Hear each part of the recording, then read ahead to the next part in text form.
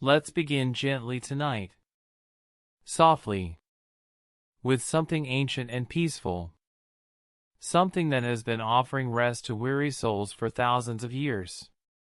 We're going to explore the Ashtavakra Gita. And we'll do so slowly. Carefully. Allowing each idea to settle like snow falling on still water. The Ashtavakra Gita is a short spiritual text in the Advaita Vedanta tradition, presented as a quiet dialogue between the sage Ashtavakra and King Janaka about the nature of the self. Just a dialogue. Just two people talking. One a sage. One a king. And between them, in their conversation, something profound unfolds. Something that has the power to shift how you understand yourself. How you understand existence. How you understand what you truly are. Advaita Vedanta. The words mean non-dual end of knowledge. Non-dual. Not two. The teaching that ultimately, there is only one reality. One consciousness. One self. And you are that. Not a separate fragment. Not an isolated individual struggling alone in a vast universe. But the very consciousness in which the universe appears. Like waves believing they are separate from the ocean. Like dreams believing they are separate from the dreamer. And this teaching comes to us through dialogue. Through conversation. King Janaka, despite his worldly power and responsibilities, is a seeker. He wants to know. He wants to understand. He wants to be free. And Ashtavakra, the sage, speaks to him. Not in complicated philosophy. Not in dense metaphysics. But directly. Clearly. Pointing again and again to what is already here. Already true. Already the case. You can imagine them. Perhaps sitting in a quiet chamber. Perhaps in a garden. The king, with all his questions, his seeking, his spiritual yearning. And the sage, resting in perfect peace, answering not from learning but from direct knowing. From being what he speaks about. And in their exchange, something is revealed. Not something new. Not something that needs to be created or achieved. But something that has always been true. Your true nature. The self. And what is this self? What is this that the sage points to? Its central message is that your true self is pure consciousness. Not the body, not the thoughts, not the changing emotions, but a silent, spacious awareness that simply witnesses everything. Think about this for a moment. Right now, as you lie here, there is a body. You can feel it. Its weight on the bed. Its warmth or coolness. Its subtle sensations. But are you the body? The body changes. It was once young. It grows older. It was once small. It grew larger. Cells die and are replaced. Every 7 years, science tells us, nearly every cell in your body has been replaced. So which body is you? The one from 7 years ago? The one now? The one that will be 7 years from now? And there are thoughts. Constantly arising. Constantly changing. One thought about the past. Another about the future. Worries. Plans. Memories. Fantasies. An endless stream. But are you the thoughts? If you are your thoughts, what happens in deep sleep when there are no thoughts? Do you cease to exist? No. Something continues. Something remains even when thoughts are absent. And emotions. They come and go like weather. Joy arises, fades. Sadness appears, passes. Anger flares, subsides. Fear emerges, dissolves. If you were your emotions, you would be constantly becoming different people. But something in you knows you're the same despite the changing emotional weather. Something watches the emotions come and go. What is that something? That's what Ashtavakra points to. Pure consciousness. Silent awareness. The spaciousness in which body sensations appear. In which thoughts arise and dissolve. In which emotions play out their drama. You are not the content of consciousness. You are consciousness itself. The space. The awareness. The witnessing presence that is always here, always now, always unchanged by what passes through it. Like the screen in a movie theater. The screen doesn't become the images projected on it. It remains white, pure, unchanged whether the movie shows violence or peace, joy or sorrow. The images appear on the screen, play out their story, and disappear. And the screen remains untouched, unchanged, silently holding the space for the entire display. You are like that screen. Pure consciousness. And everything you experience, every sensation, every thought, every emotion, every perception, is like the movie playing on the screen of your awareness. Appearing. Changing. Disappearing. While you, as awareness, remain silent. Spacious. Witnessing everything without being affected by anything. And from this understanding comes something liberating. The text gently repeats that you are already free at the deepest level, and that bondage is only a misunderstanding created by identifying with the restless mind and the limited body. Already free. Not that you will become free someday if you practice hard enough or understand deeply enough. Already free. Right now. This moment. You are free. You have always been free. But you don't feel free. You feel limited. Constrained. Bound by circumstances. Trapped in patterns. Struggling with problems. Why? Because of a misunderstanding. A case of mistaken identity. You have been taught to believe you are the body. This particular shape. This particular size. This particular age and gender and appearance. And the body is limited. It can only be in one place. It ages. It gets sick. It dies. So if you believe you are the body, you feel limited. Vulnerable. Mortal. You have been taught to believe you are your thoughts. Your opinions. Your beliefs. Your knowledge. Your personality. But thoughts are restless. Constantly changing. Never at peace. Always seeking. Always moving. So if you believe you are your thoughts, you feel restless. Seeking. Never satisfied. Never complete. You have been taught to believe you are your emotions. Happy when things go well. Sad when they don't.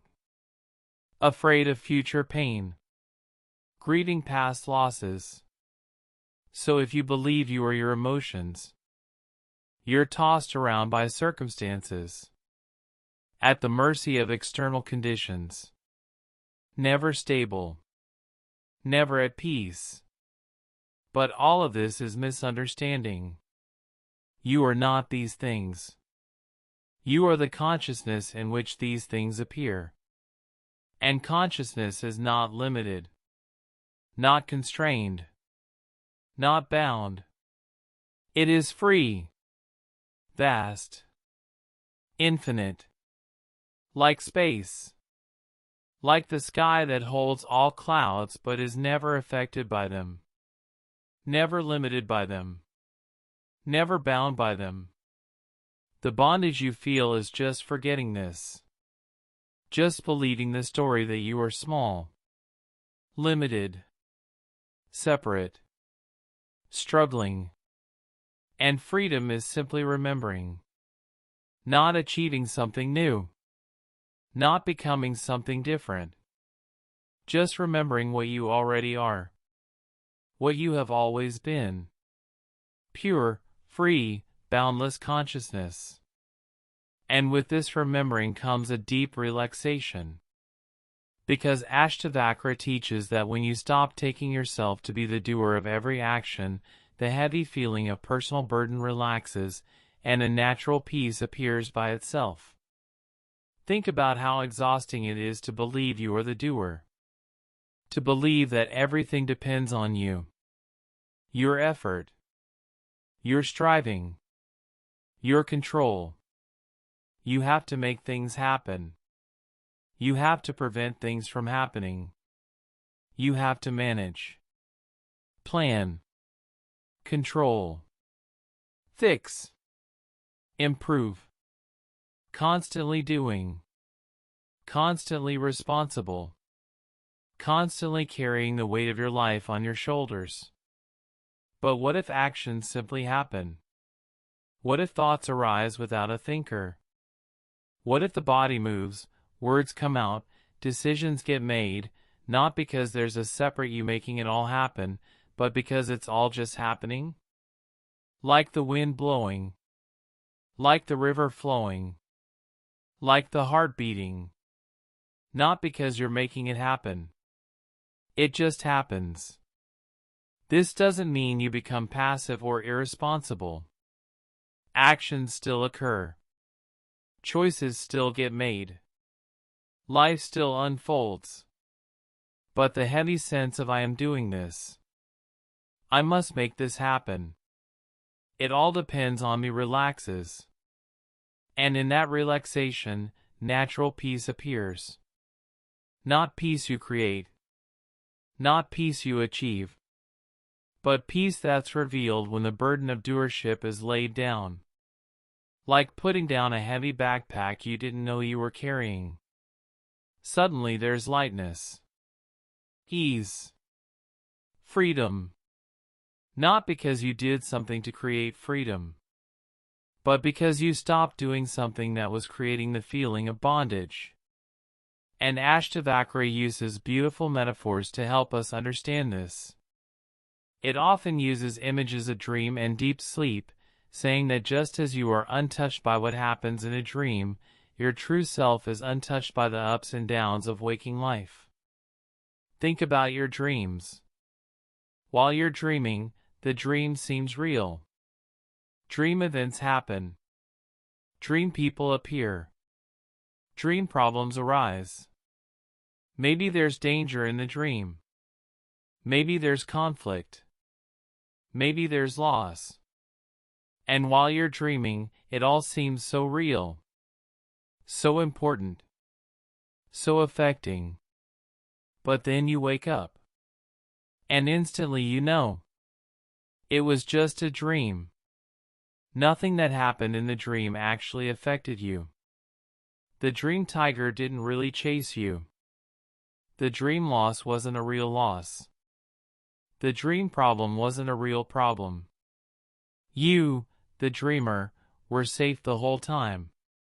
Lying in bed. Unaffected. The dream played out in your consciousness, but you were never actually in danger. Never actually limited by dream events.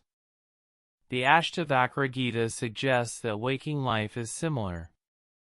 Not that it's unreal in the sense of not existing, but that just as you, the dreamer, are untouched by dream events, you, as pure consciousness, are untouched by waking events.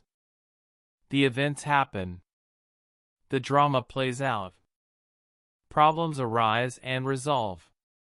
Joys come and go. Losses occur. Gains occur. But the consciousness in which all of this appears, it remains untouched. Unchanged. Free. Like the sky is untouched by storms. The storm is real. The lightning flashes. The thunder crashes. The rain falls. But the sky itself? Not affected. Not harmed. Not changed. Still vast. Still open. Still clear in its essential nature even when clouds pass through it. You are like the sky. And life events are like weather.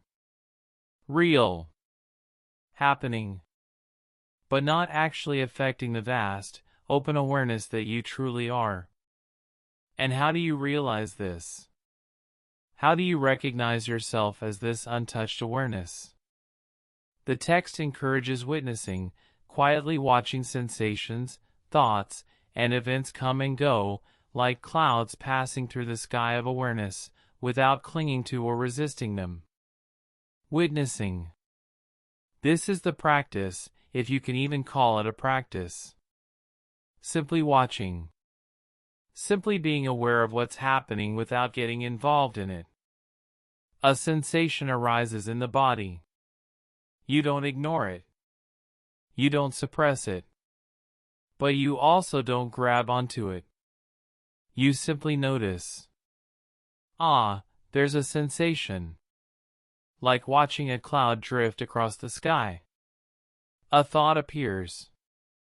You don't fight it. You don't follow it. You don't get lost in it. You simply notice. Ah, there's a thought. And it drifts away.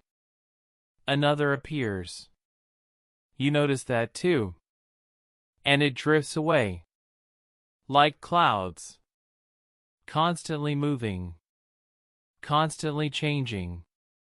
And you, the sky, simply watch them come and go. An emotion arises. Sadness maybe. Or anxiety. Or joy. You don't push it away. You don't cling to it trying to make it stay. You simply witness. Ah, there's sadness. And you watch it. Feel it fully. But without identifying with it. Without saying I am sad. Just there is sadness appearing in the space of awareness. And it moves. Changes. Eventually fades. Like everything that appears in awareness. This witnessing is not cold. Not detached in a disconnected way. It's actually deeply intimate. You're fully present with what's happening. Fully feeling. Fully aware. But you're not lost in it. Not overwhelmed by it. Not defined by it. You're the space in which it appears. The awareness that holds it. And that awareness is vast enough, stable enough, to hold everything without being disturbed by anything. And this leads to a deep understanding. Detachment in the Ashtavakra Gita does not mean coldness. It means resting in the awareness that everything in the world is changing, while you, as consciousness, remain calm and unchanging underneath. Detachment often sounds negative. Like withdrawing. Like not caring. Like becoming numb or indifferent. But that's not what's being pointed to here. Real detachment is not about pushing the world away. It's about recognizing what's true. Everything in the world of form is changing. Constantly. Nothing stays the same. Nothing lasts forever. Bodies change. Relationships change. Situations change. Emotions change. Thoughts change. Everything is in constant flux. This is just the nature of the manifest world. Change, impermanence, constant movement. And if you try to hold on to what's changing, if you try to make the impermanent permanent, you suffer. Like trying to hold water in your hands. Like trying to keep a cloud from moving. It's impossible. And exhausting. And painful. But underneath all this change, consciousness remains unchanging. Awareness doesn't age. Doesn't decay. Doesn't come and go. It's always here. Always now. Always the same. Like the ocean depths remain still even when the surface is churning with waves. Detachment means recognizing this. Means letting the changing change. Letting the impermanent be impermanent. Not because you don't care, but because you understand. You understand that your peace doesn't depend on making the changing stop changing. Your peace is found in resting as the unchanging awareness underneath everything. And from that place, you can engage with the changing world. Can love.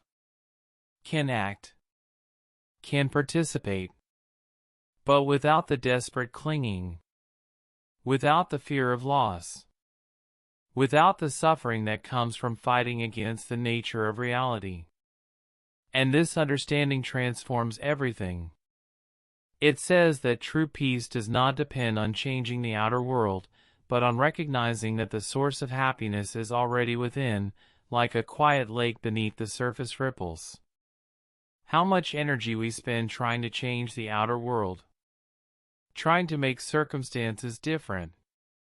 Trying to arrange conditions so we can finally be happy. When I get that job. When this relationship improves. When my health gets better. When I have more money. When people understand me. When the world is different. Then I'll be at peace. Then I'll be happy. But circumstances never stop changing. As soon as one thing improves, something else needs attention. As soon as one desire is fulfilled, another arises. The outer world is constantly shifting. And if your peace depends on the outer world being a certain way, you will never find lasting peace. You'll have moments. Brief respites. But not the deep, unchanging peace that doesn't depend on conditions. The Ashtavakra Gita points somewhere else. Points inward. Not to more thoughts or emotions or internal experiences. But to the source. The consciousness itself. And there, underneath all experience, underneath all circumstances, underneath all the surface ripples of life, there is a quiet lake. Deep. Still. Peaceful. Not because it's achieved peace, but because peace is its nature. Like space is naturally open. Like the sky is naturally clear. Consciousness is naturally peaceful. Naturally happy. Naturally complete. Not because of what it contains, but because of what it is. And this source of happiness, this quiet lake, it's already within you. It's what you are. You don't have to create it.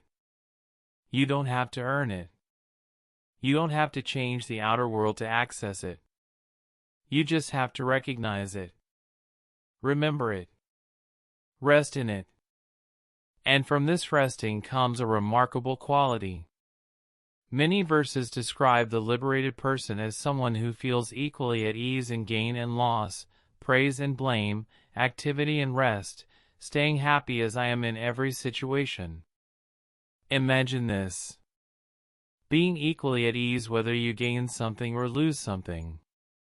Not because you don't prefer one over the other. Not because you force yourself to not care. But because you know that your true nature, your peace, your happiness doesn't actually depend on what comes or goes. Gain comes. You receive it. Enjoy it even. But you don't cling to it. Loss comes. You feel it. You're not numb. But you're not devastated. Because underneath both, you remain. Unchanged. Complete. Praise comes. Someone says you're wonderful. And it's pleasant. But you don't need it to define you. Don't grasp at it. Don't build your identity on it. Blame comes. Someone criticizes. And it's unpleasant. But you don't collapse. Don't defend desperately. Don't take it as ultimate truth about who you are. Because you know who you are. And it's not touched by praise or blame. It simply is. Activity happens. You work. You engage. You participate fully. And there's joy in it. Not because you need to accomplish something to be worthy, but because activity arises and you flow with it. Rest happens. You stop. You're still. And there's joy in that too. Not because you're lazy or escaping, but because rest arises and you flow with that too. Neither one better than the other. Both just movements of life. Both held equally in the vast awareness that you are. This is freedom. Not freedom from life. Not escaping circumstances. But freedom within everything. Freedom that doesn't depend on life being a certain way. Freedom that remains even as life changes. This is what the Ashtavakra Gita points to. This natural, effortless abiding in your true nature. Happy as I am. In every situation. Not as an achievement, but as recognition. And the beauty is in the simplicity. The overall mood of the Ashtavakra Gita is one of radical simplicity. Instead of complicated practices, it repeatedly invites you to relax, let go of mental struggles, and rest as the clear, open awareness you already are. No complex techniques to master. No years of discipline required. No spiritual ladder to climb rung by rung. Just relaxing. Just letting go. Just resting. As what you already are. The struggle to become enlightened, let it go. The effort to be spiritual, let it go. The search for something more, something better, something other than this, let it go. Not because seeking is bad. Not because practice is wrong. But because what you're seeking, you already are. What you're trying to become, you already are. What you're looking for somewhere in the future, it's already here. Now, as the consciousness reading these words, as the awareness in which this moment appears. So simple. So radical. Just stop. Just be. Just recognize. And in that recognition, all the mental struggles relax. The mind doesn't have to figure everything out. Doesn't have to control everything. Doesn't have to become something. It can simply rest. Like a tired bird finding a branch. Like a weary traveler finally home. And in that rest, that letting go, that relaxing into what you already are, peace reveals itself. Not as something achieved, but as something that was here all along. Quiet. Spacious. Free. Like the sky that was always here behind the clouds. Like the ocean that was always here beneath the waves. This is the invitation of the Ashtavakra Gita. This gentle, radical invitation to stop struggling. to stop seeking, to stop trying to become, and to simply rest. Rest as the clear, open awareness you already are. Rest as the consciousness that needs nothing, lacks nothing, is already complete. Rest as your true self. Silent, spacious, free. And as you lie here tonight, preparing for sleep, you can accept this invitation. You can let the struggle go. Let the seeking rest. Let the mind stop trying to figure everything out. And you can simply be. Be the awareness that's already here. Already peaceful.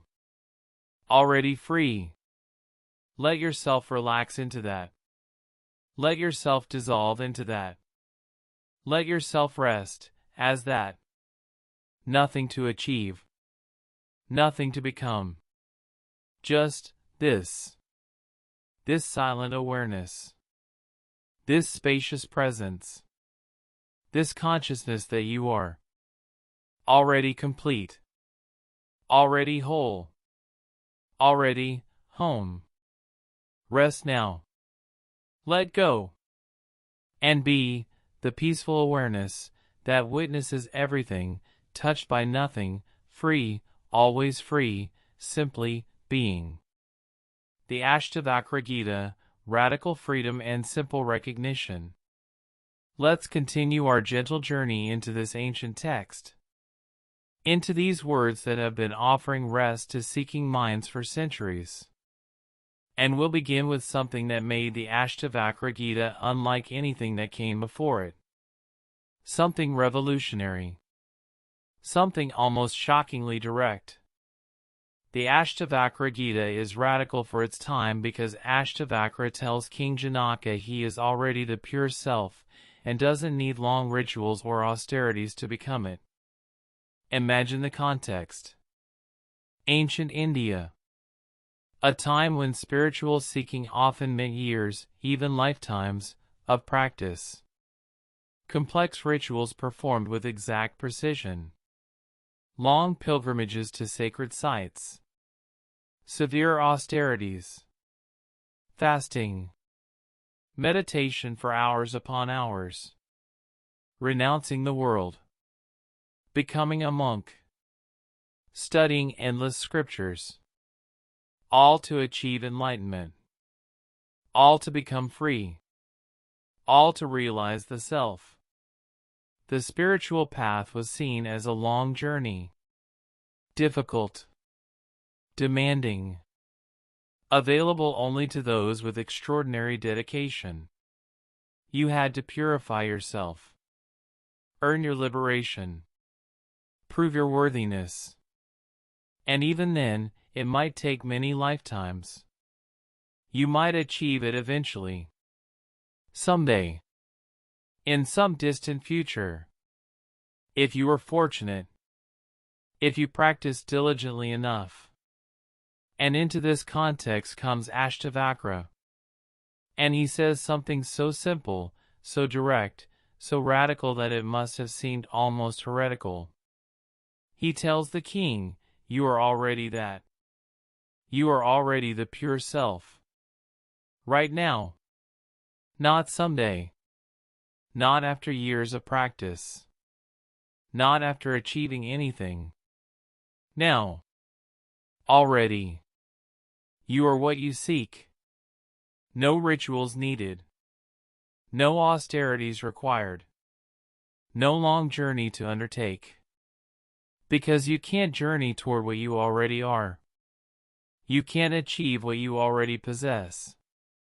You can't become what you have never ceased to be. The self is not somewhere else. Not in some future state. Not as a reward for practice. It's here. Now. As what you are. This was radical.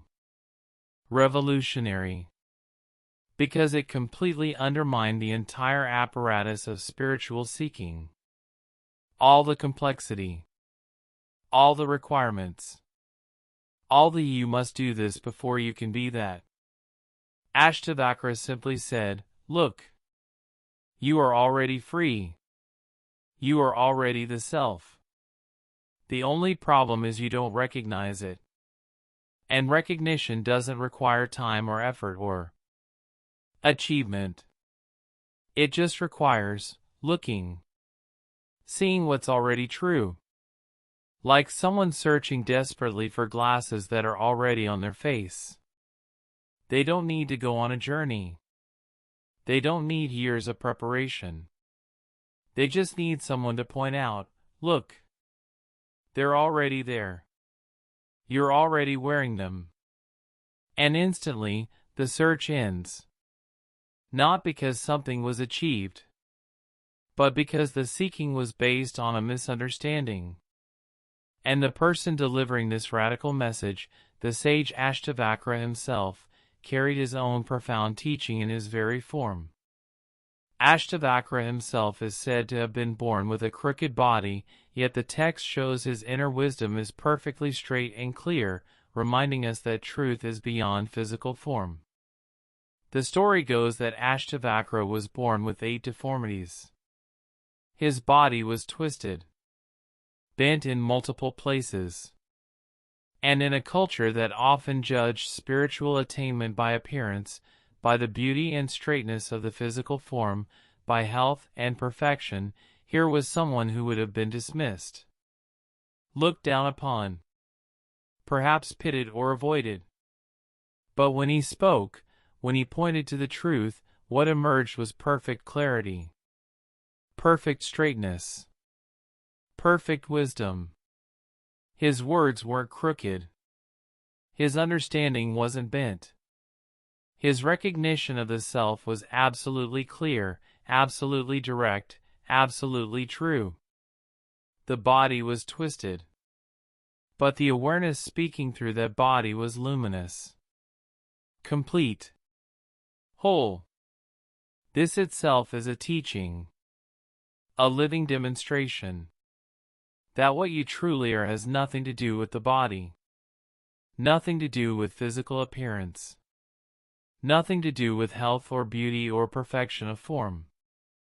The body may be crooked or straight, young or old, healthy or ill, beautiful by worldly standards or not.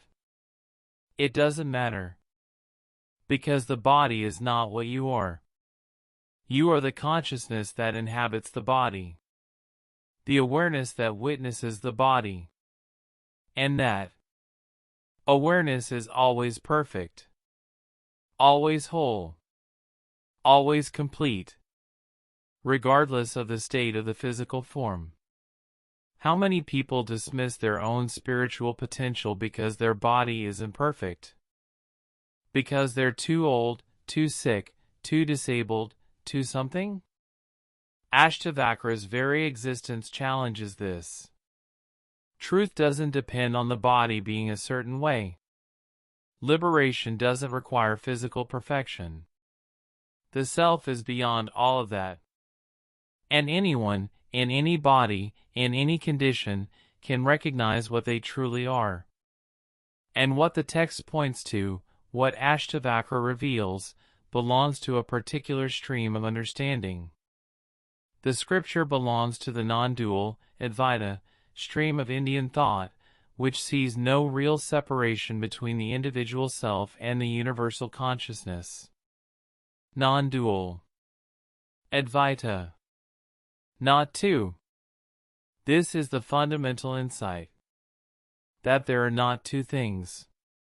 Not a separate individual me here and a vast universal consciousness out there. Not a soul trying to reunite with God. Not a fragment trying to return to the whole. Just one. Only one. One consciousness. One awareness. One self. And what you call me, what you experience as your individual consciousness, is not separate from universal consciousness. It's the same consciousness. Like a wave is not separate from the ocean. The wave appears to be individual, distinct, separate. but it's made entirely of ocean water. It is the ocean, temporarily taking the form of a wave. And when the wave subsides, it doesn't go somewhere else. It doesn't merge back into the ocean as if it had been separate. It simply returns to being what it always was, ocean. You are like that wave. You appear to be a separate individual. You have a name, a body, a history, a personality, thoughts and feelings that seem uniquely yours. But at the deepest level, what you are is not separate from the totality of consciousness. You are that consciousness, temporarily taking the form of an individual. And when this individual form dissolves, at death, you don't go somewhere else. You don't merge into something you had been separate from. You simply return to being what you always were, the one consciousness. The one self. That was never born and never dies. That has no boundaries and no limitations. This is non-duality. And it's not a belief. Not a philosophy you have to accept. It's what is being pointed to as direct reality. As what you can recognize right now if you look deeply enough. Not the story of being a separate individual, but the actual experience of being awareness itself. Boundless. Unlimited. One with everything. And pointing to this reality, Ashtavakra doesn't speak like a stern teacher giving difficult instructions.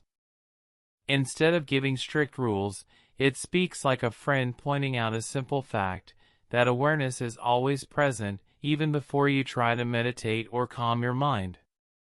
A friend. Not an authority figure demanding obedience. Not a guru requiring years of service. Just a friend. Sitting with you. Pointing out something obvious that you've somehow missed. Look. See. Awareness is already here. Right now. Not as a result of anything you've done. Not because you meditated or practiced or purified yourself. Just here.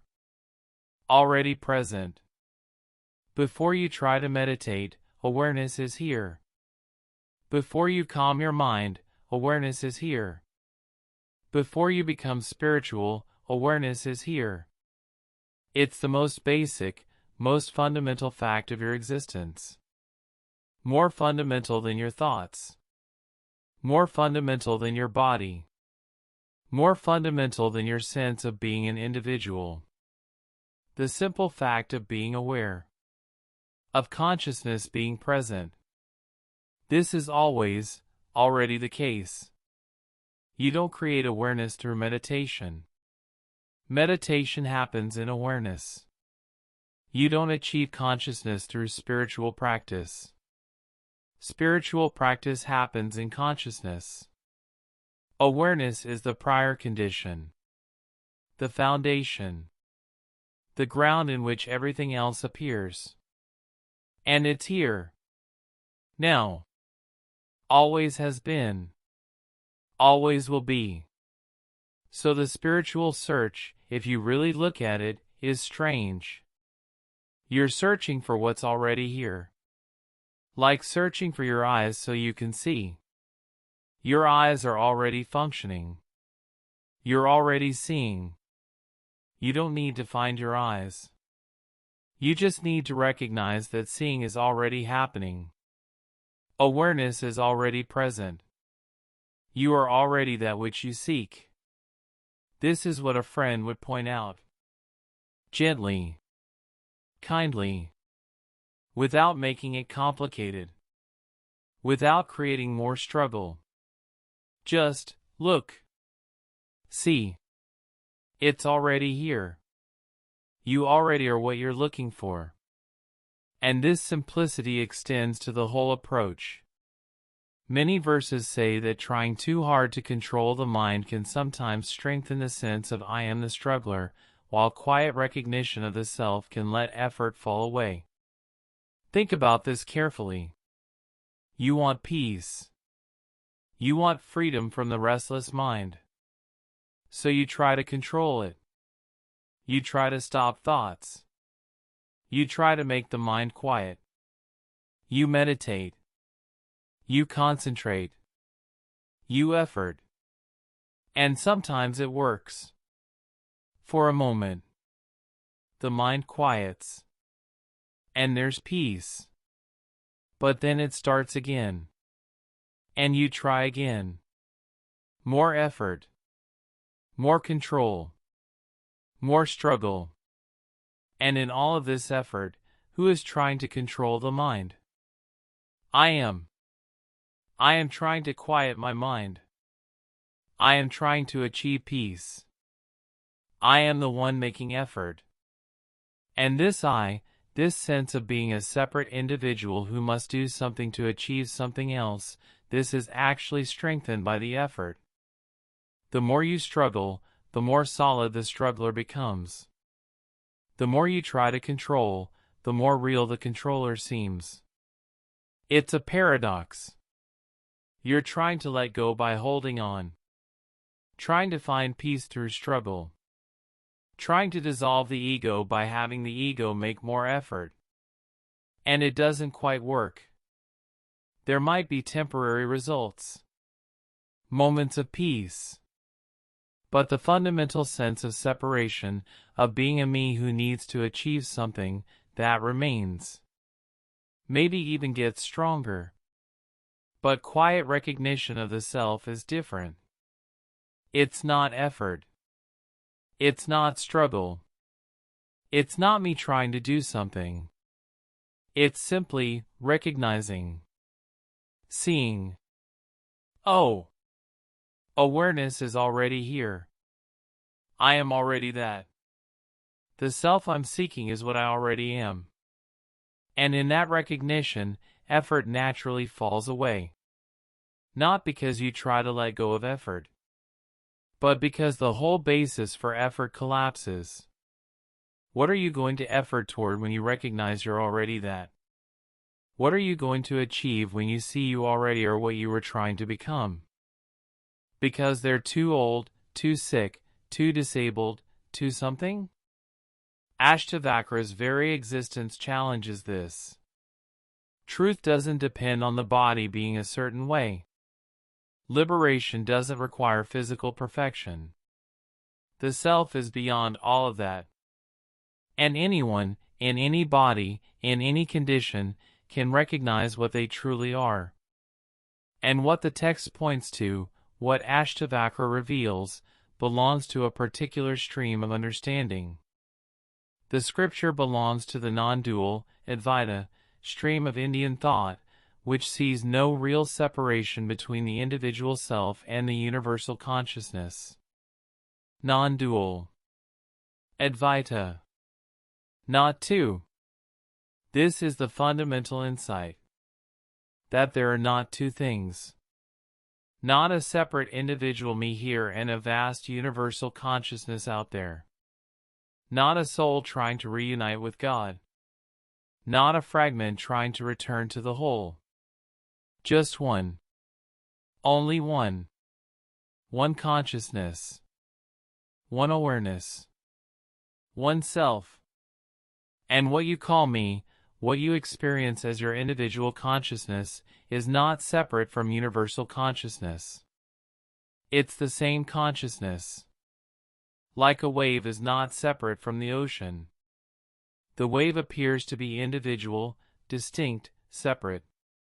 But it's made entirely of ocean water. It is the ocean, temporarily taking the form of a wave. And when the wave subsides, it doesn't go somewhere else. It doesn't merge back into the ocean as if it had been separate. It simply returns to being what it always was, ocean. You are like that wave.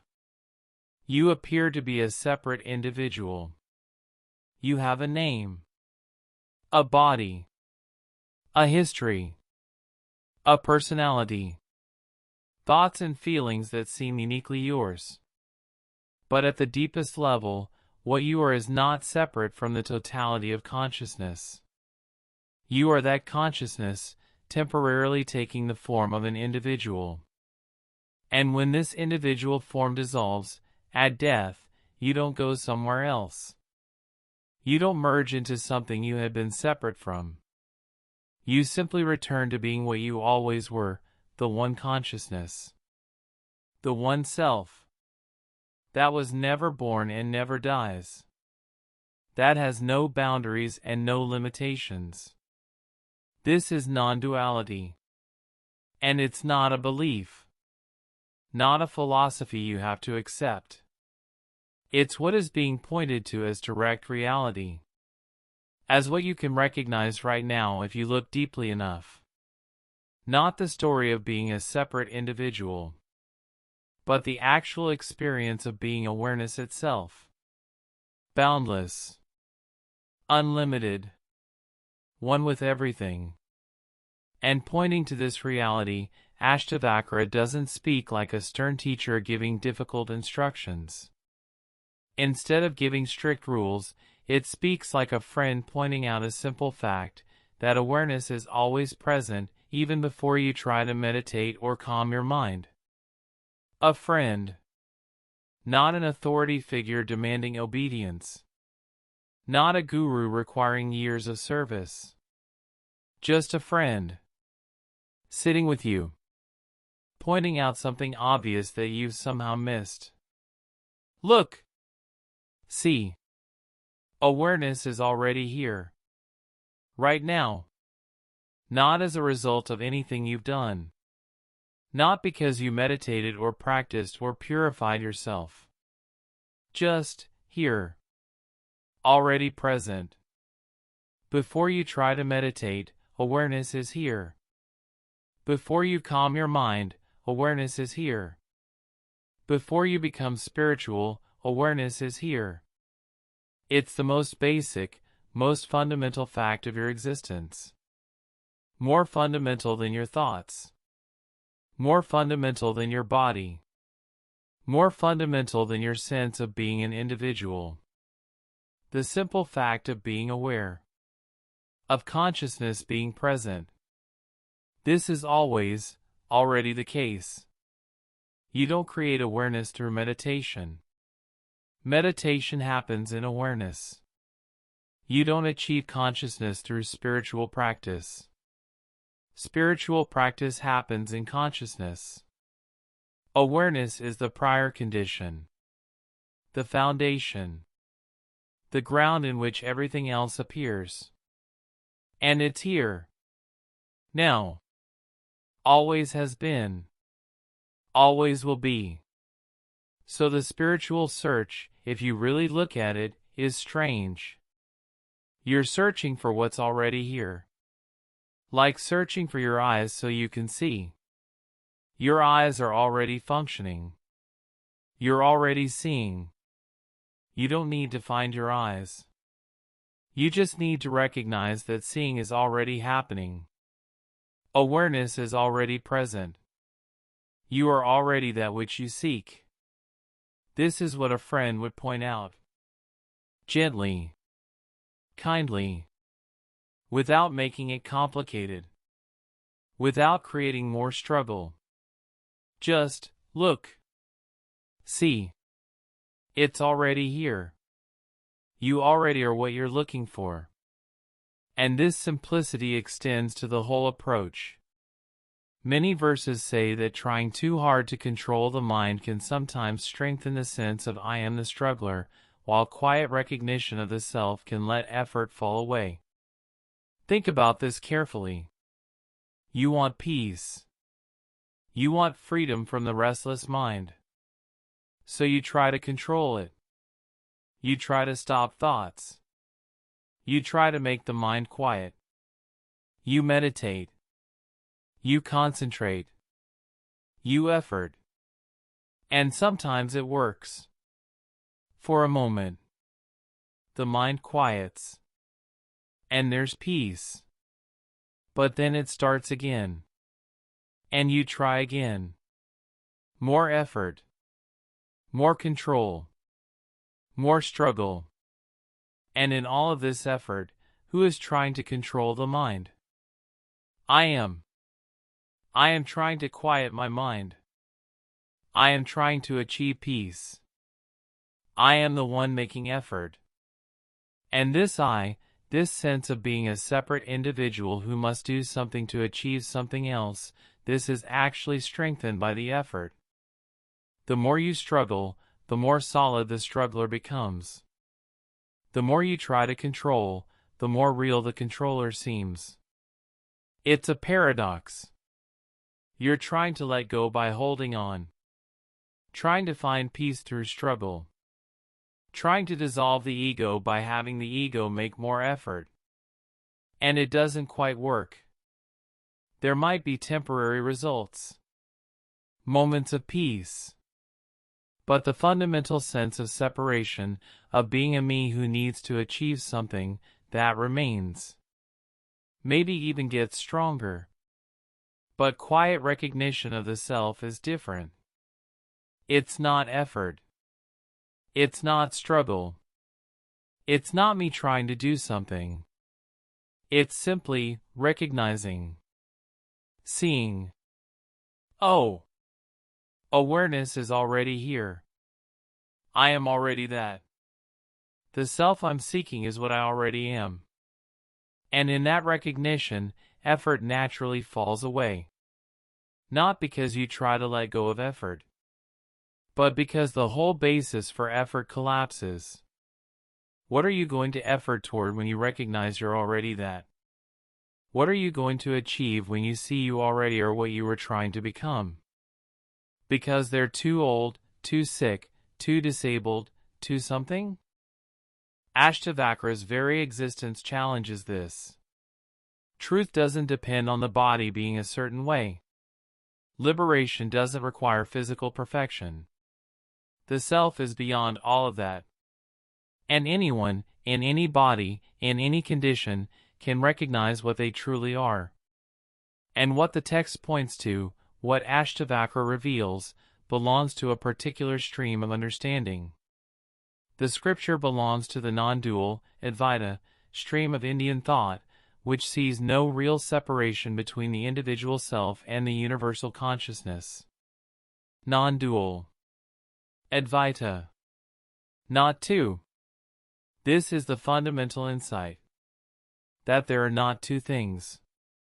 Not a separate individual me here and a vast universal consciousness out there. Not a soul trying to reunite with God. Not a fragment trying to return to the whole. Just one. Only one. One consciousness. One awareness. One self. And what you call me, what you experience as your individual consciousness, is not separate from universal consciousness. It's the same consciousness. Like a wave is not separate from the ocean. The wave appears to be individual, distinct, separate. But it's made entirely of ocean water.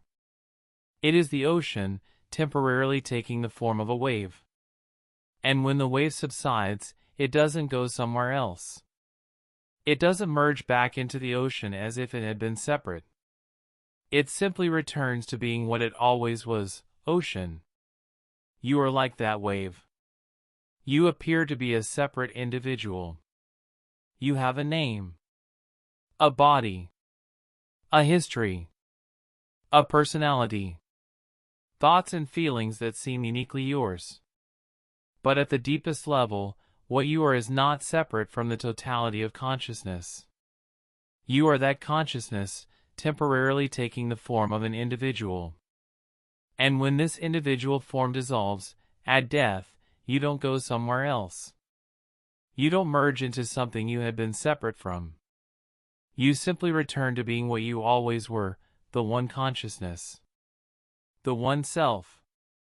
That was never born and never dies. That has no boundaries and no limitations. This is non-duality. And it's not a belief. Not a philosophy you have to accept. It's what is being pointed to as direct reality. As what you can recognize right now if you look deeply enough. Not the story of being a separate individual, but the actual experience of being awareness itself. Boundless, unlimited, one with everything. And pointing to this reality, Ashtavakra doesn't speak like a stern teacher giving difficult instructions. Instead of giving strict rules, it speaks like a friend pointing out a simple fact, that awareness is always present, even before you try to meditate or calm your mind. A friend. Not an authority figure demanding obedience. Not a guru requiring years of service. Just a friend. Sitting with you. Pointing out something obvious that you've somehow missed. Look. See. Awareness is already here. Right now. Not as a result of anything you've done. Not because you meditated or practiced or purified yourself. Just here. Already present. Before you try to meditate, awareness is here. Before you calm your mind, awareness is here. Before you become spiritual, awareness is here. It's the most basic, most fundamental fact of your existence. More fundamental than your thoughts. More fundamental than your body. More fundamental than your sense of being an individual. The simple fact of being aware. Of consciousness being present. This is always, already the case. You don't create awareness through meditation. Meditation happens in awareness. You don't achieve consciousness through spiritual practice. Spiritual practice happens in consciousness. Awareness is the prior condition. The foundation. The ground in which everything else appears. And it's here. Now. Always has been. Always will be. So the spiritual search, if you really look at it, is strange.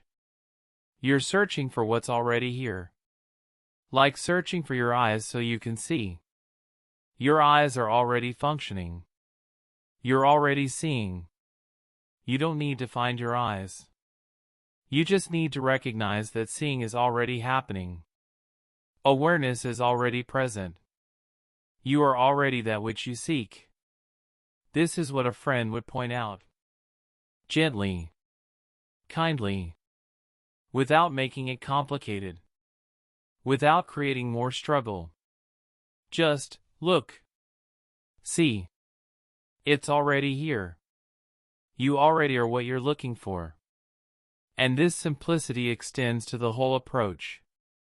Many verses say that trying too hard to control the mind can sometimes strengthen the sense of I am the struggler, while quiet recognition of the self can let effort fall away. Think about this carefully. You want peace. You want freedom from the restless mind. So you try to control it. You try to stop thoughts. You try to make the mind quiet. You meditate. You concentrate. You effort. And sometimes it works. For a moment. The mind quiets. And there's peace. But then it starts again. And you try again. More effort. More control. More struggle. And in all of this effort, who is trying to control the mind? I am. I am trying to quiet my mind. I am trying to achieve peace. I am the one making effort. And this I, this sense of being a separate individual who must do something to achieve something else, this is actually strengthened by the effort. The more you struggle, the more solid the struggler becomes. The more you try to control, the more real the controller seems. It's a paradox. You're trying to let go by holding on. Trying to find peace through struggle. Trying to dissolve the ego by having the ego make more effort. And it doesn't quite work. There might be temporary results. Moments of peace. But the fundamental sense of separation, of being a me who needs to achieve something, that remains. Maybe even gets stronger. But quiet recognition of the self is different. It's not effort. It's not struggle. It's not me trying to do something. It's simply recognizing. Seeing. Oh, awareness is already here. I am already that. The self I'm seeking is what I already am. And in that recognition, effort naturally falls away. Not because you try to let go of effort, but because the whole basis for effort collapses.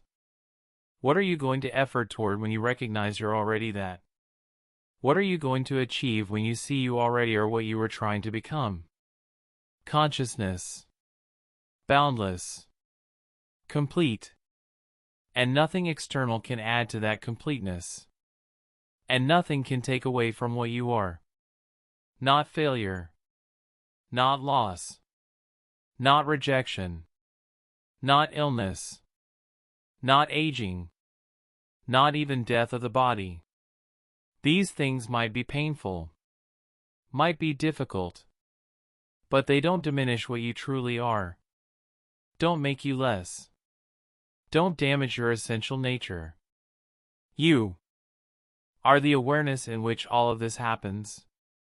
And awareness itself is untouched, unchanged, still complete, still whole, still free. This is the lullaby. Repeated again and again. In verse after verse. Different words saying the same truth. You are that. You are whole. You are free. Rest. Let go. Trust. You are already what you seek. Already home. Already complete. And this message has resonated through time. The Ashtavakra Gita has inspired many modern teachers of non-duality who quote its verses to help people loosen their identification with thoughts and relax into simple being. Teachers across centuries have returned to this text. Found in its direct simplicity something that cuts through complexity. Something that speaks to the heart of the matter without getting lost in elaborate philosophy or difficult practices. And they quote it. Use its verses. Share its wisdom. Because it helps. It helps people see that they're identified with thoughts. Helps them recognize that they're not their thoughts. They're the awareness of thoughts. And in that recognition, the identification loosens. You don't have to fight your thoughts. Don't have to get rid of them. Don't have to control them. You just have to see that you're not them. You're the space in which they appear. And that changes everything. And it helps people relax into simple being. Not doing anything special. Not achieving anything particular. Just being. Just resting as awareness. Just allowing this moment to be what it is while recognizing yourself as the consciousness in which this moment appears. So simple, so ordinary, and yet so liberating. And this brings us to something beautiful about this text. Something particularly relevant as you lie here now, preparing for sleep. Reading or listening to it slowly before sleep can feel like being reminded, again and again, that beneath the day's worries there is a quiet, spacious awareness that has been peaceful all along. You've had a day. Things happened. Maybe difficulties. Maybe worries. Maybe stress or confusion or problems that need solving. And all of that can feel very real. Very pressing. Very consuming. The mind carries it all. Thoughts about what happened. Concerns about what might happen. Replaying conversations. Planning future actions. The mind busy, active, concerned. But beneath all of that, beneath every thought and worry and concern, there is awareness. Quiet, spacious, peaceful. Not peaceful because the problems have been solved. Not peaceful because the day went well. but peaceful because peace is its nature. Like the ocean depths are calm regardless of surface storms. Like space is open regardless of what moves through it. And listening to the Ashtavakra Gita before sleep is like being gently guided back to this awareness. Back to this peace that was here all along. The words don't create the peace. They just point to it. Remind you of it. Help you recognize it. Again and again. In different ways. Using different metaphors. But all saying the same thing: you are not your worries. You are not your thoughts.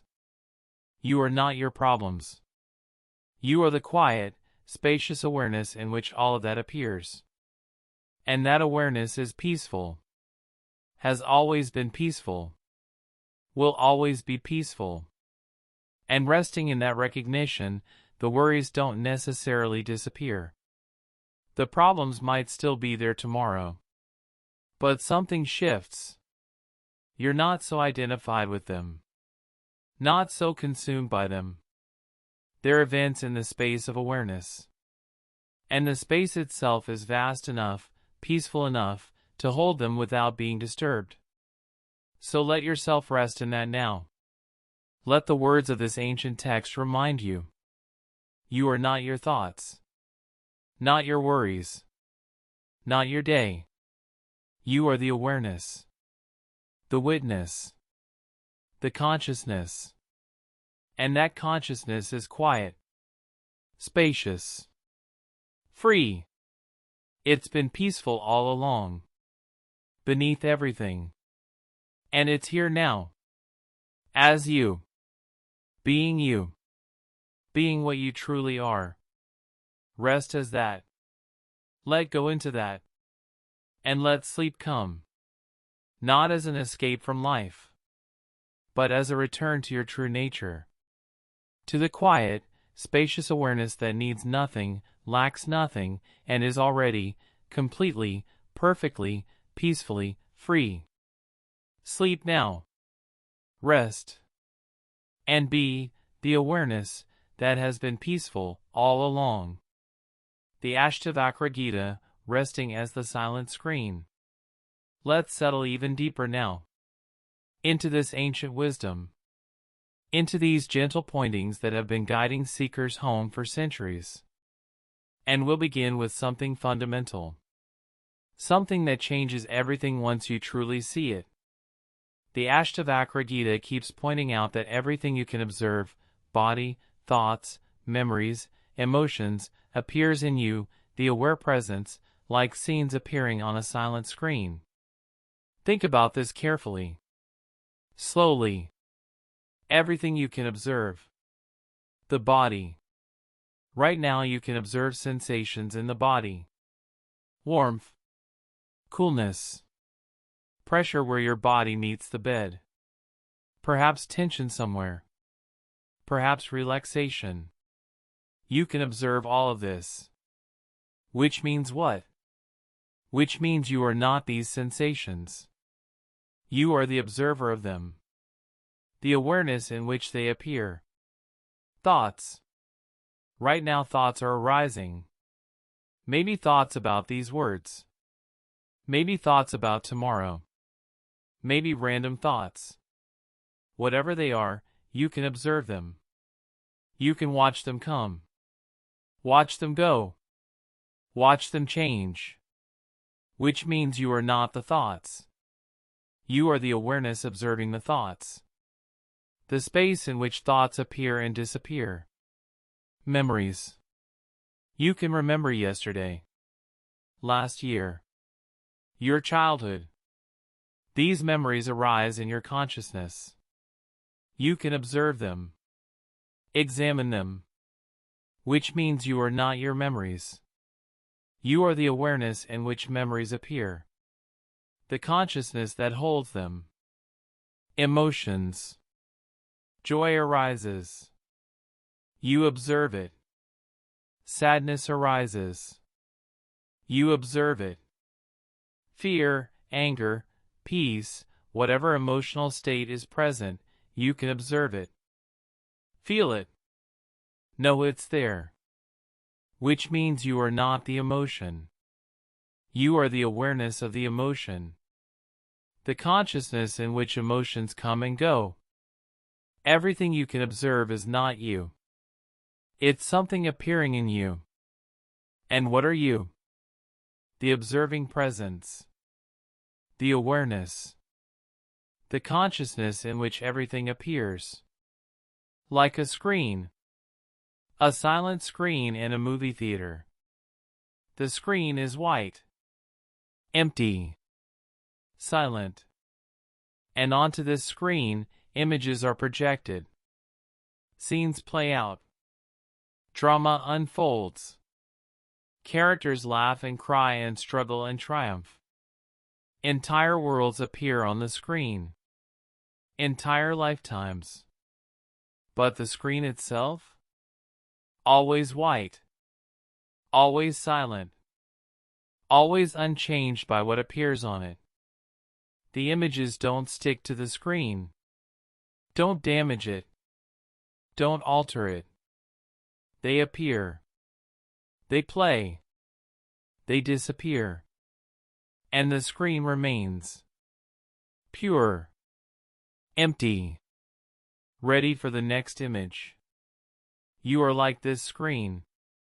Your body, thoughts, memories, emotions, all the content of your experience, these are like the images projected on the screen. They appear in the space of your awareness. They play out. They change. They disappear. But you, the aware presence, the consciousness, you remain. Unchanged. Unaffected. Silent. Pure. Just aware. And seeing this, really seeing this, changes how you relate to everything. You don't need to fight your thoughts anymore. They're just images on the screen. Let them come. Let them go. The screen is not harmed. You don't need to cling to pleasant emotions or push away painful ones. They're passing through. The screen holds them all equally. With the same silent, spacious presence. You are the screen. Not the movie. And the movie can play whatever it plays. And you remain. Silent. Aware. Free. And in this recognition, something natural happens. Something that can't be forced but arises on its own. It often says that when you stop chasing desires and fighting aversions, the mind naturally becomes still, the way a lake settles when the wind dies down. Think about a lake on a windy day. The surface is choppy. Waves form and crash. The water is turbulent. Restless. Never still. And if you wanted the lake to be calm, what would you do? You can't force the water to stop moving. You can't command the waves to cease. The more you interfere, the more disturbance you create. But when the wind dies down, when it simply stops blowing, what happens? Naturally. Effortlessly. The lake settles.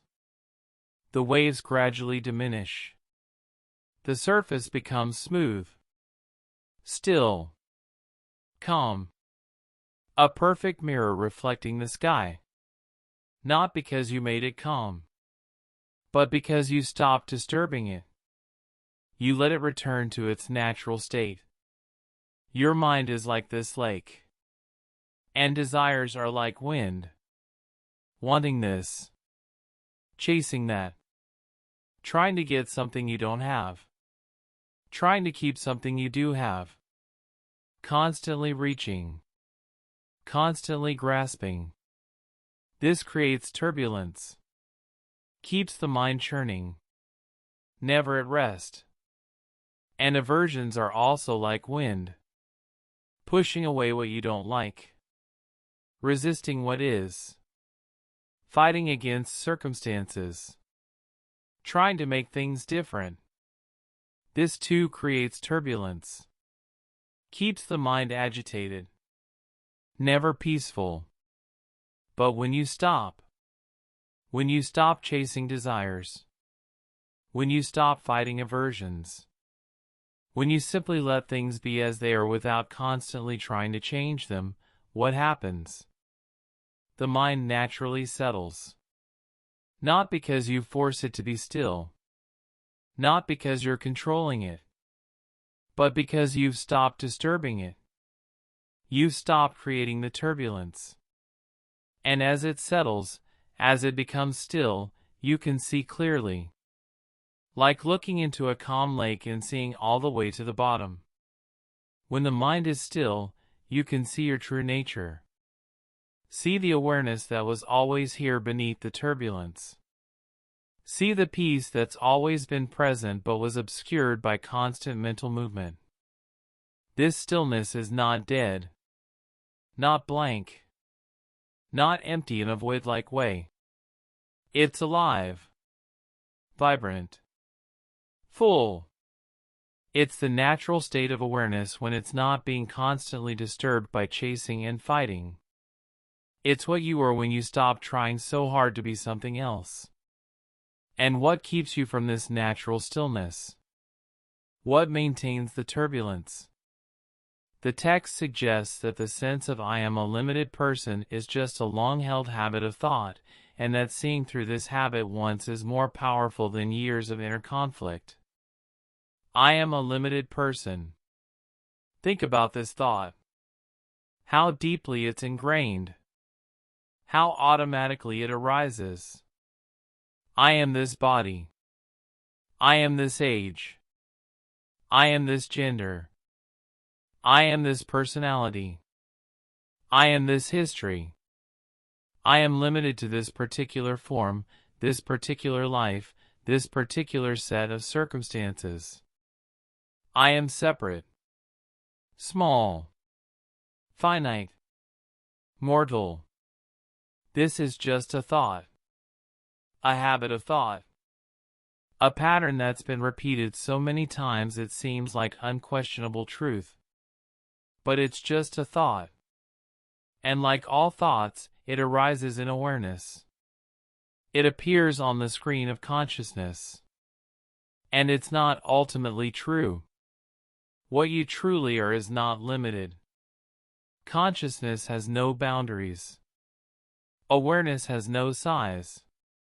The observing presence is not confined to a body or a personality or a history. These things appear in consciousness. But consciousness itself is vast, boundless, unlimited. But you've been thinking I am limited for so long. Since childhood. Since you first learned to say I and point to your body. It's become automatic. Habitual. You don't question it. You just assume it's true. And this habit of thought creates all the suffering, all the fear, all the sense of separation and struggle. Because if you're limited, you're vulnerable. If you're this small, separate person, you have to protect yourself. Fight for your survival. Compete. Defend. Worry. Plan. Control. But what if you see through this habit? What if you recognize it's just a thought? Not truth. Just a pattern. A habit. And in that seeing, in that one moment of clear recognition, everything can shift. You don't have to fight the thought. Don't have to replace it with a better thought. You just see it. See it as it is. A thought. Arising in the boundless awareness that you actually are. And this one seeing can be more powerful than years of inner conflict. Years of trying to improve yourself. Years of trying to become more spiritual, more peaceful, more enlightened. All that effort comes from the assumption that you're a limited person who needs to become something else. But when you see through that assumption, when you recognize it's just a habit of thought, the whole basis for the conflict collapses. What are you trying to improve when you see your already boundless awareness? What are you trying to achieve when you recognize you're already free? The conflict ends. Not because you've won some battle, but because you've seen the battle was based on a misunderstanding. And you can simply stop fighting. Simply rest. Simply be what you are. And from this resting, this recognition, life continues. But differently. It describes the wise person as someone who moves through life like a guest in a beautiful house, using everything but owning nothing, relaxed and unattached. A guest. Think about being a guest in someone's beautiful home. You can enjoy the house. Appreciate its beauty. Use its comforts. Sleep in the soft bed. Eat the good food.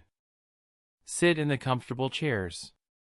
Enjoy the view from the windows. You can fully experience everything the house offers. But you don't own it. You don't cling to it. You don't worry about maintaining it or protecting it or what will happen to it when you leave. It's not your responsibility. Not your burden. You're just visiting. Just passing through. Just enjoying what's here while you're here. And when it's time to leave, you leave. Easily. Gracefully. Without attachment. Without grief. It was a beautiful visit. And now it's over. And that's fine. The wise person moves through life like this. They engage fully. Enjoy what's enjoyable. Use what's useful. Participate completely. But they don't own anything. Don't cling to anything. They know they're just passing through. This body is like a house they're visiting for a while. These relationships, these possessions, these experiences, all temporary. All borrowed. All just here for a time. And knowing this, they're relaxed. Not grasping. Not desperately trying to hold onto what's passing. Not anxious about loss. Because you can't lose what you never owned. You can't be separated from what was always just a temporary experience. There's a lightness to this. A freedom. A ease. Moving through life fully engaged but not attached. Using everything. Owning nothing. Like a guest. Like a traveler. Like someone who knows they're just visiting this beautiful world for a brief time. And from this perspective, the mind's usual habits look amusing. Many verses gently laugh at the mind's restlessness, noting that it runs after the world like a child chasing its own shadow, never quite satisfied. Can you see the image? A child sees their shadow, thinks it's something to catch, and runs after it. The shadow runs too, always just ahead, never quite reachable. The child runs faster. The shadow stays the same distance away. The child turns quickly trying to trick the shadow.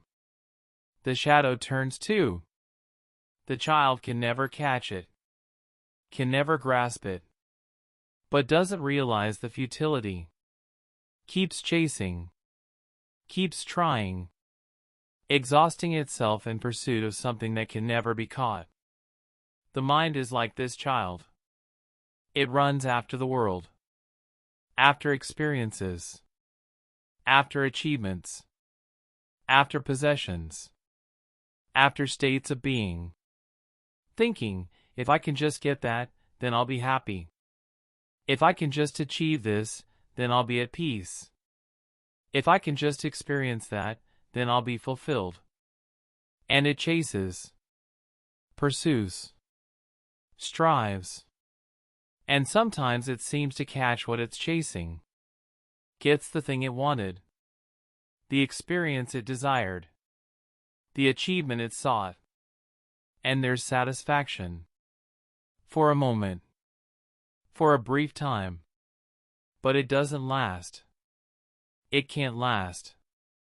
Because the thing acquired, the experience had, it doesn't actually provide the lasting fulfillment the mind thought it would. And soon the mind is chasing again. After the next thing. The next experience. The next achievement. Never quite satisfied. Always seeking. Always running. Like the child chasing its shadow. The verses laugh at this. Not cruelly, but with gentle amusement. Can you see the futility? Can you see that you're chasing your own shadow? That what you're seeking is not up there in the world but here, in what you already are? The child doesn't need to catch the shadow. The child is already whole. Already complete. The shadow adds nothing. And the mind doesn't need to acquire anything. You are already the awareness that contains all experiences. Already the completeness you're seeking. And seeing this, the running can stop. The chasing can cease. Not because you give up on life, but because you see the game for what it is. And you can smile. Relax. Stop exhausting yourself in futile pursuit. And this stopping, this relaxing, this is what the text calls renunciation. But not in the way you might think. The teaching says that true renunciation is not necessarily giving up possessions, but giving up the idea that anything outside you can complete you. You can renounce everything. Give away all your possessions. Abandon all your relationships. Withdraw from the world. Live in a cave. And still not be free. Still not be at peace. Because the real bondage is not in having things. It's in believing that having things, or not having things, determines your happiness. Determines your completeness. Determines your worth. True renunciation is subtler. Deeper. It's renouncing the idea. The belief. The assumption that you need anything outside yourself to be complete. That something external can add to what you are. That acquiring or achieving or experiencing something will make you whole. You can live in the world. Have possessions. Have relationships. Have achievements. None of this is the problem. The problem is believing that these things complete you. That without them you're incomplete. That they're the source of your happiness or your peace. When you renounce this idea, when you give up this belief, everything changes. You can have things without clinging to them. Can enjoy relationships without desperate attachment. Can achieve without needing the achievement to validate you. Because you know you're already complete. Already whole. Already full. Nothing external can add to this. Nothing external can take it away. This is freedom. Not freedom from the world, but freedom in the world. And it comes not from changing your circumstances but from changing your understanding. From recognizing what you truly are. And that what you truly are needs nothing to be complete. And this recognition transforms how you experience everything. It treats all experiences, joyful or painful, as passing weather, and the self as the open sky that quietly holds every cloud without being changed by it. Weather. Joy is like sunshine. Warm. Bright. Pleasant. It comes. You enjoy it. It passes. Pain is like rain. Cold. Wet. Unpleasant. It comes. You feel it. It passes. Sometimes there are storms. Thunder and lightning. Intense. Overwhelming. They come. They rage. They pass. Sometimes there's perfect calm. Clear skies. Gentle breezes. Beautiful. Peaceful. It comes. You rest in it. It passes. All weather. All passing. All temporary. None of it permanent. None of it lasting. Just the constantly changing conditions of life playing out. Coming and going. Rising and falling. Appearing and disappearing. But the sky holds all weather. The sky is vast enough, open enough, to contain sunshine and storms. Gentle breezes and hurricanes. Clear days and heavy clouds. All of it happens in the sky. All of it is held by the sky. But the sky itself is not changed by the weather. Sunshine doesn't make the sky more sky-like. Storms don't damage the sky. Clouds don't obscure the sky, they obscure our view of the sky, but the sky is still there, still vast, still clear in its essential nature. You are like the sky. The self, pure awareness, is like space. Vast. Open. Unchanging. And all experiences, joyful or painful, pleasant or unpleasant, they're like weather. They happen in you. They're held by you. But they don't change you. Don't alter your essential nature.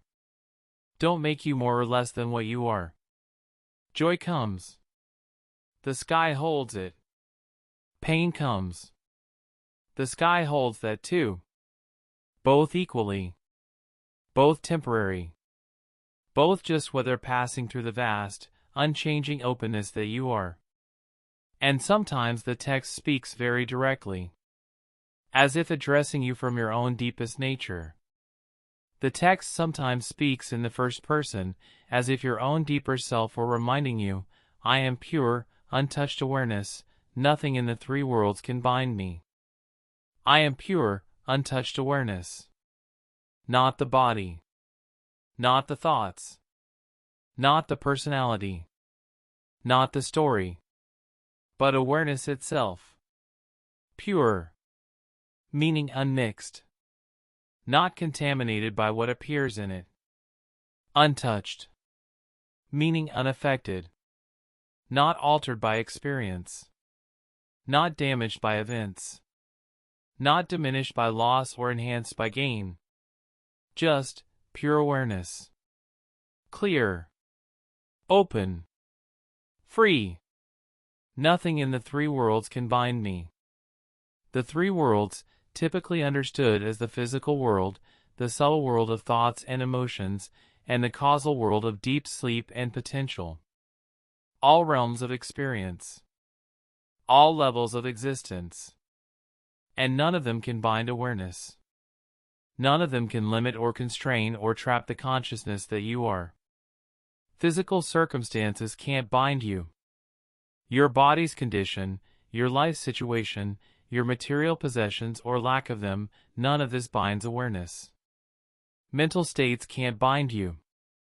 Thoughts and emotions, no matter how intense, no matter how persistent, they can't trap or limit consciousness. They arise in consciousness. Play out. Disappear. And consciousness remains free.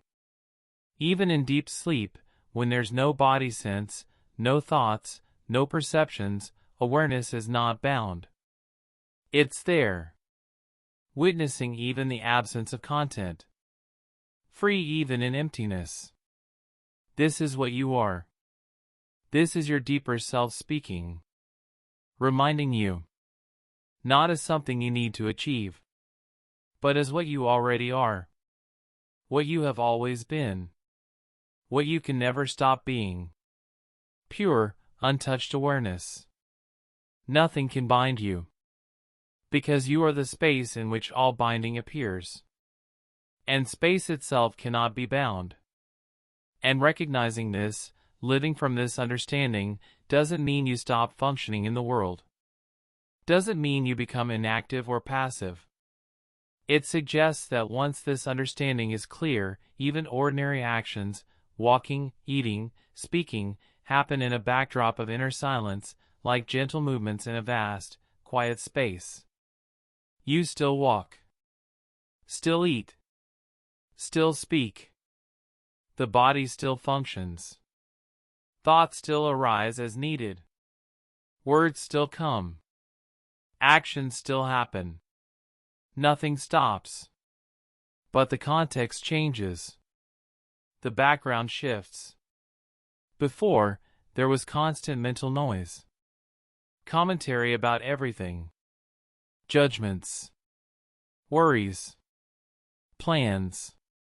The mind filling every moment with thought. Even simple actions accompanied by mental chatter. But when you recognize yourself as awareness, when you rest as the silent witness, the background becomes silent. Quiet. Spacious. Actions still happen. Walking occurs. But in silence. In stillness. In the vast, quiet space of awareness. Eating occurs. But without constant thought about it. Without judging or comparing or worrying. Just eating. Simple. Direct. Held in silence. Speaking occurs. Words arise. But not from mental struggle. Not from anxious planning. They just come. Appropriate to the situation. Clear. Direct. Arising from the silence and returning to silence. Like ripples on a still pond. The ripple appears. Moves across the surface. Fades back into stillness.